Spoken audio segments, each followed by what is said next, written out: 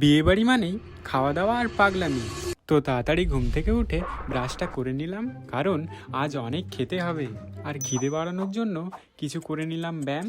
আর রাতে খাবো বিয়েতে, কিন্তু দিনে খাওয়ার জন্য আমাকেই রান্না করতে হলো। তারপর বিয়ে বাড়ির সব কিছু বাদ দিয়েই চলে আসলাম আমাদের আধুরা কাজে। অনেকদিন পরে আবার বিয়ে বাড়ি চলে এসেছি। আর আমাদের সাথে আছে কে কে একটু দেখে নাও। হচ্ছে মিস্টার পলাশ, দেখতে পাচ্ছি।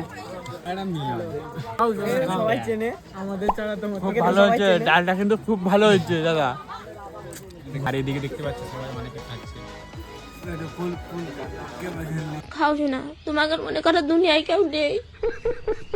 আল্লাহ যাকে খাতে দিয়েছে তারা খাও, তোমাকে দুনিয়ায় কেউ নেই। মা খাও।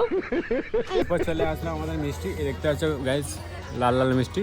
দেখি দে, দেখি দে, এটা খা, এটা খা। আগুলুকু দিস, আগুলুকু দিস, মিষ্টি ইয়া পোকা।